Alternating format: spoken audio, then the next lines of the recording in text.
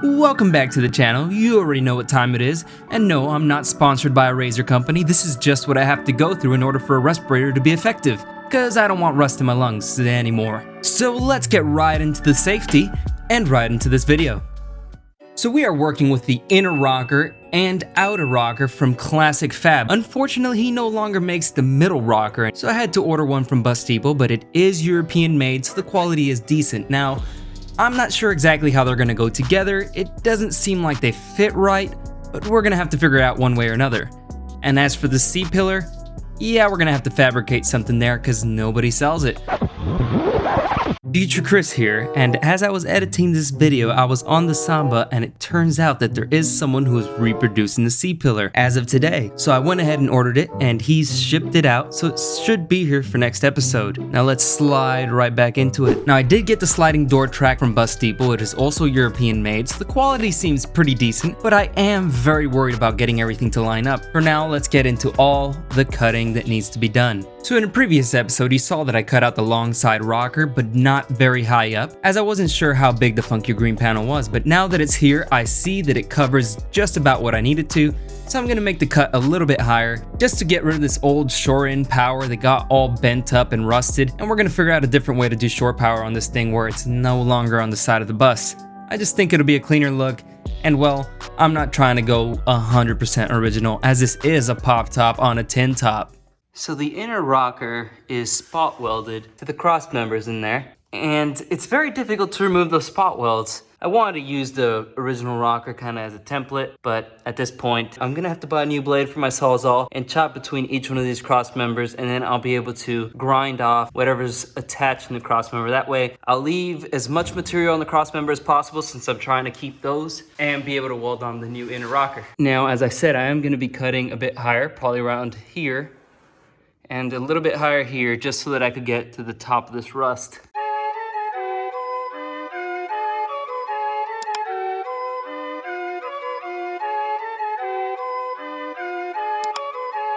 As you can see, quite a lot of progress has been made here.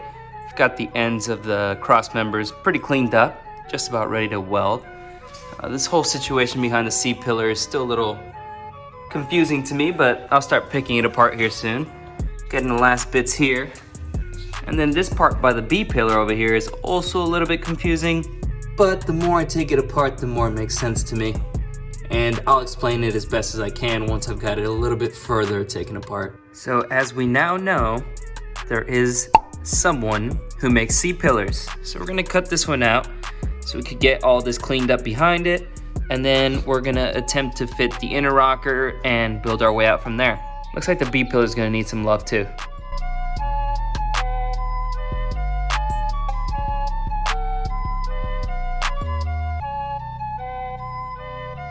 So my jack points aren't in the worst conditions, but parts of where they attach to the rocker are kind of rotted out, so I'm likely gonna have to patch those.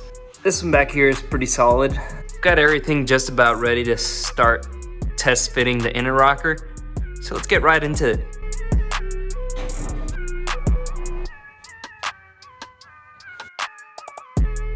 It looks like in order to fit all the way, I've got to trim this little corner out a little bit more here. This is all, I'm kind of making this all up as I go because I never really had a solid piece to look at.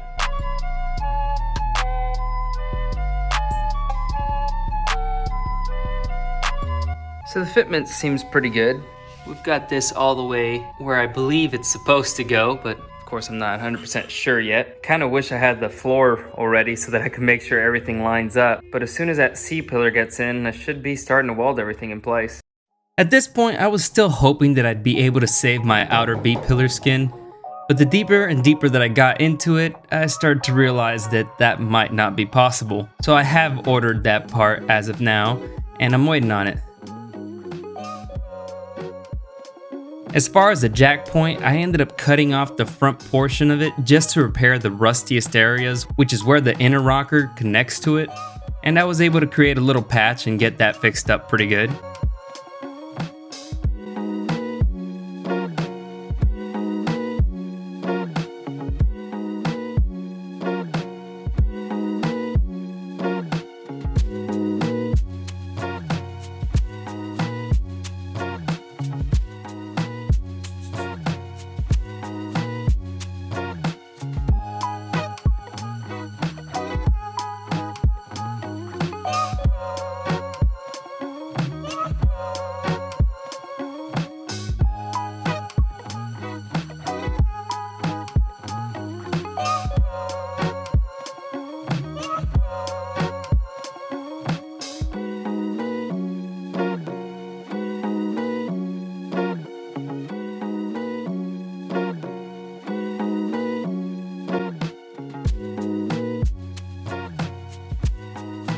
So we've at least got the jack point fixed.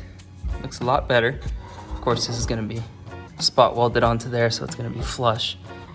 And I'll weld the bottom side of this when I've got it rotated on the rotisserie. But as you can see, now we have a good spot for the rocker to weld to. Before, this was all messed up. I think it looks decent. And this is the part that was there.